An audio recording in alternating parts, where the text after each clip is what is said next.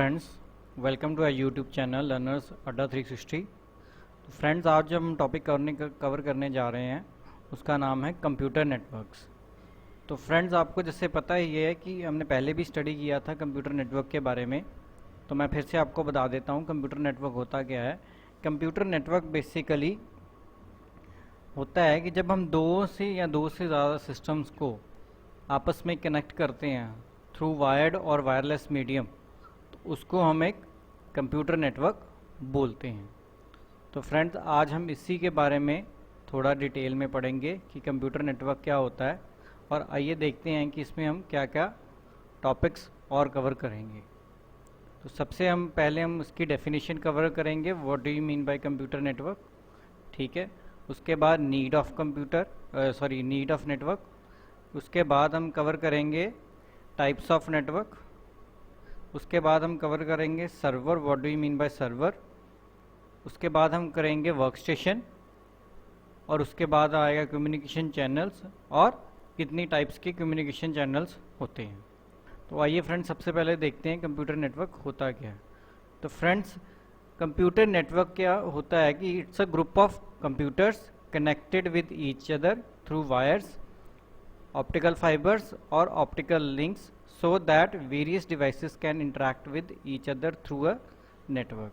तो अगर हमें इसको बिल्कुल ही आसान भाषा में बताना हो, तो अगर दो या दो से ज़्यादा कंप्यूटर्स को हम कनेक्ट करते हैं किसी भी माध्यम से, चाहे वो वायर्ड के माध्यम से, चाहे वो वायरलेस के माध्यम से, ताकि वो एक दूसरे के साथ बातचीत कर सकें और एक दूसरे के साथ इंफॉर्मेशन या डॉक्यूमेंट शेयर कर सकें, तो उसको एक कंप्यूटर नेटवर्क बोला जाता है।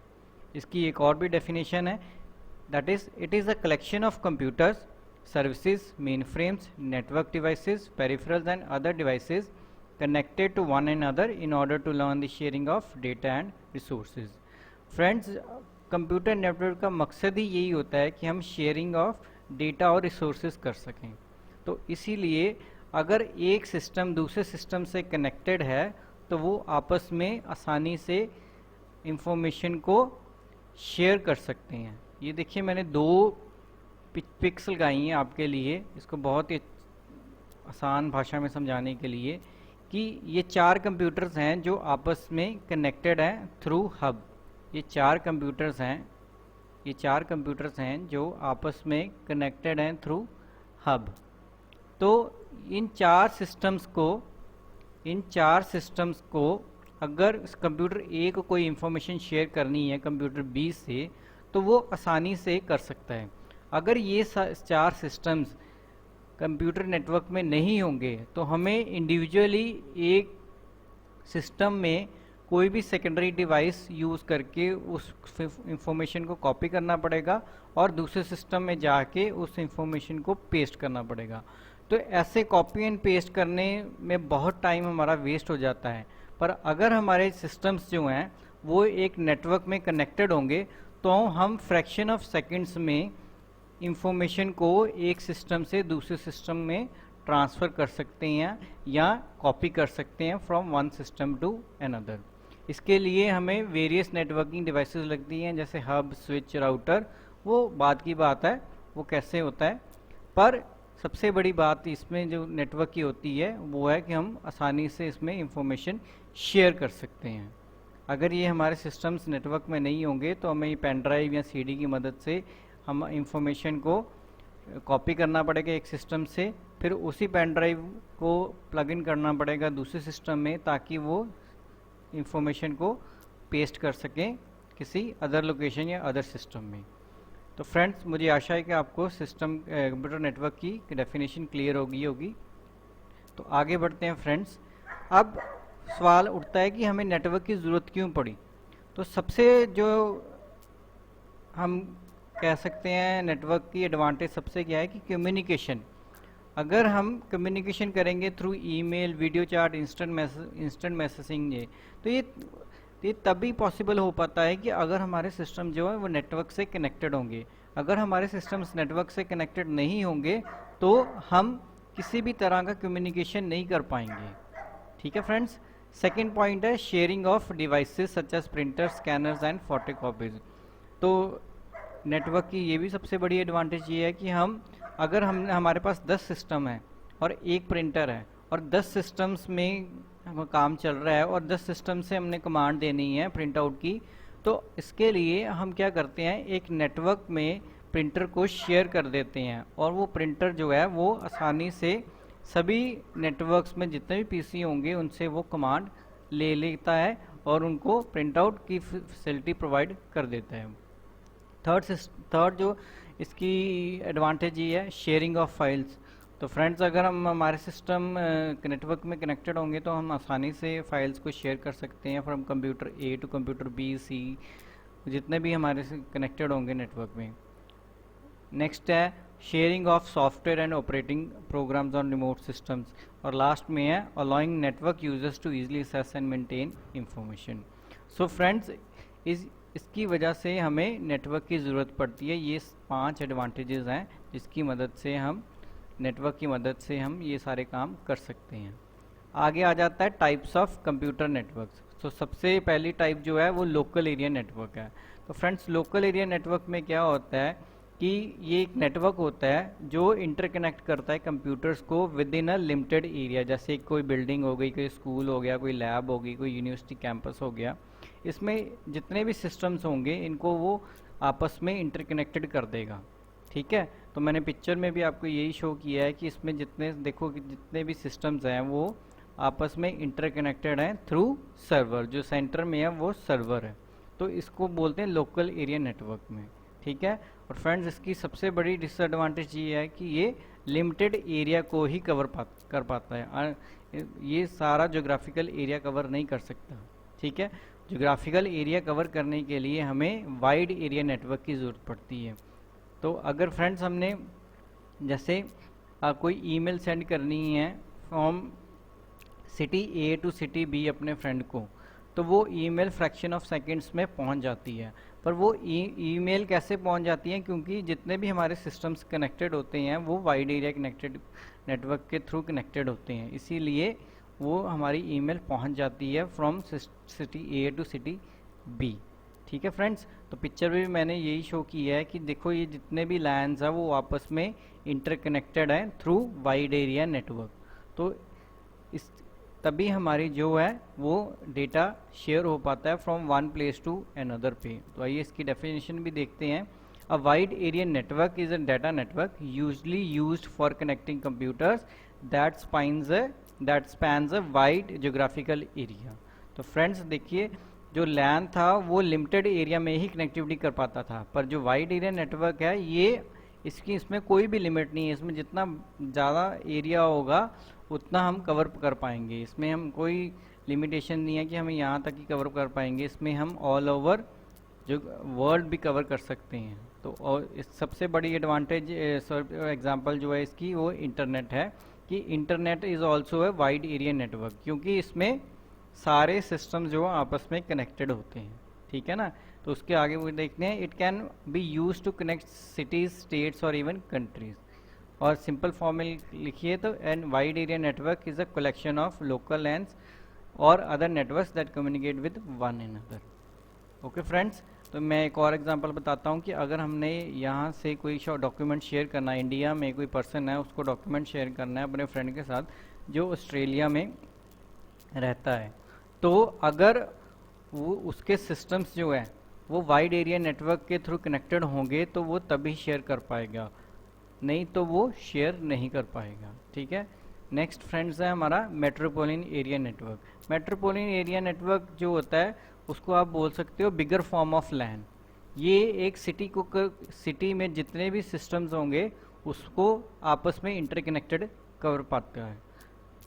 सिटी में जितने भी सिस्टम्स होंगे उसको आपस में इंटरकनेक्ट कर पाता है।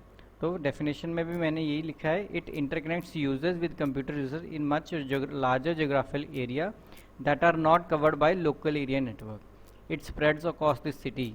ओके, तो इसकी सबसे जो कॉमन एग्जांपल हो सकती है, जो केबल टीवी नेटवर्क हमारे के घर में आता है, तो वो इसकी सबसे बढ़िया एग्जांपल है और इसकी मैक्सिमम रेंज होती है 50 किलोमीटर। ओके फ्रेंड्स, नेक्स्ट है सर्वर। फ्रेंड्स, सर्वर क्या होता है? सर्वर एक सिस्टम होता है जिसमें सारी इंफॉर्मेशंस स्टोर्ड होती हैं। वो एक हार्डवेयर और सॉफ्टवेयर डिवाइस होता है जिसमें सारी इंफॉर्मेशन स्टोर की जाती है और फिर हम उसको अपनी रिक्वेस्ट भेजते हैं ताकि वो इंफॉर्मेशन हमें प्रोवाइड कर सके। तो सर्वर बेसिकली आप बोल सकते हो एक हेड ऑफ द फैमिली है, जिसको सभी फैमिली मेम्बर्स अपनी डिमांड बताते हैं कि हमें ये चाहिए, हमें ये चाहिए, हमें ये चाहिए, और अगर उनकी डिमांड जेन्युइन होती है तो वो फुलफिल हो जाती है by the head of the family.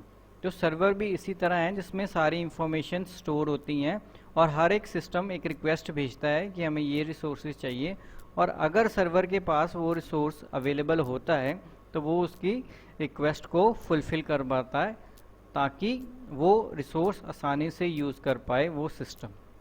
ठीक है, तो इसकी डेफिनेशन भी वही है, a server is a hardware as well as a software device that accepts and fulfil the request made over a network by the clients. तो इसका एक आर्किटेक्चर भी हम फॉलो करते हैं, सर्वर क्लाइंट आर्किटेक्चर।